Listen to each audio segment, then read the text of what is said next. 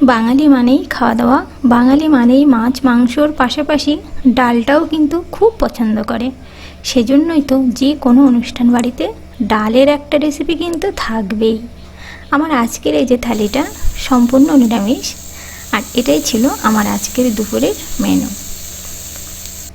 আর ডাল তো থাকবেই। আর এখানে আমি নিয়েছি কিছু পটলের একদম যে ডগার যে পাতাটা একটু সামান্য ডাল মধ্যে নিয়ে নিয়েছি। আর এটার থেকে এই যে কিছুটা অংশ যে যে সরু যে সুতোর মতো দেখতে, এই অংশগুলো কিন্তু বাদ দিয়ে নিতে হবে। আর এটা খেতে কিন্তু খুব ভালো লাগে।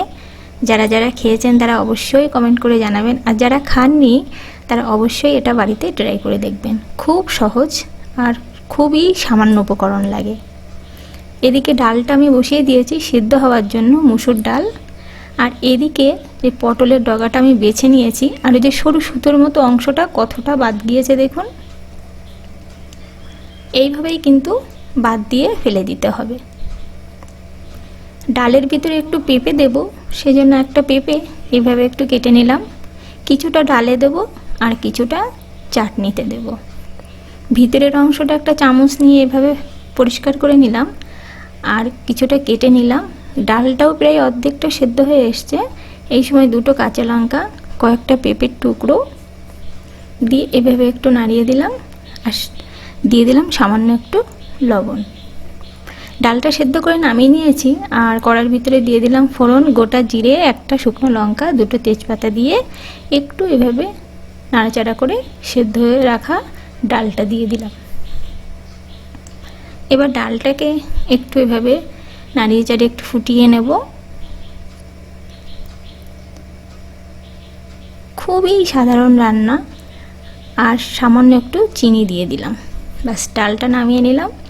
আর এই যে পটলের পাতাটা একদমই ভালো করে পরিষ্কার করে ধুয়ে ছোট ছোট টুকরো করে কেটে নিয়েছি।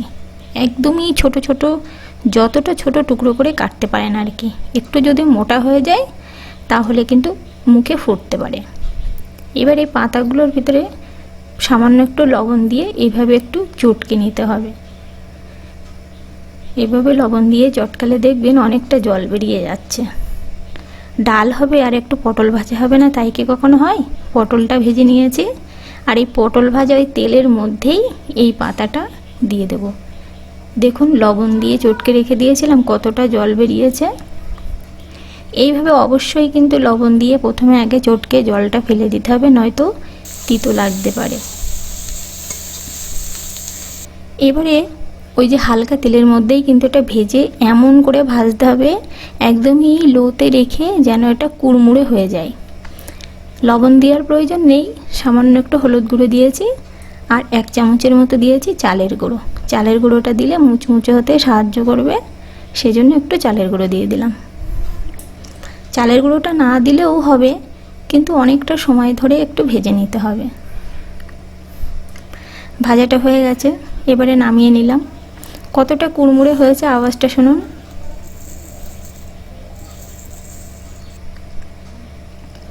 এবারে চাটনিটা করে নেব। চাটনিটা করছি কিন্তু সম্পূর্ণ একটা অজানা জিনিস দিয়ে।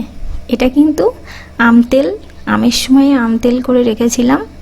এখন তো আম পাওয়া যাচ্ছে না, তো আমার ঘরে ছিল আম তেল, তা ওটা দিয়েই ভাবলাম যে চাটনিটা করি। এটা খেতে কিন্তু বেশ ভালো লাগে, আমি আগেও করেছি। প্রথমে আম তেলটাকে একটু কড়ার ভিতরে দিয়ে নাড়াচাড়া করে সেদ্ধ করে রাখা পেঁপেটা দিয়ে দিলাম, আর দিয়ে দিলাম সামান্য পরিমাণে লবণ আর 2 চামচের মতো চিনি। যতটা পরিমাণ আম আর পেঁপে নিয়েছেন একটু বেশি চিনি দেওয়ার চেষ্টা করবেন। ব্যাস, আচারটাও কিন্তু আমার একদমই রেডি। লাস্টে একটু ভাজা মশলা দিয়ে দিলাম। এবারে মিশিয়ে এভাবে নামিয়ে নেব। খেতে কিন্তু দুর্দান্ত লাগে। ব্যাস, এবারে ডালটা তুলে নেব। রান্না সব কমপ্লিট হয়ে গেছে, এবারে প্লেটিংয়ের পালা।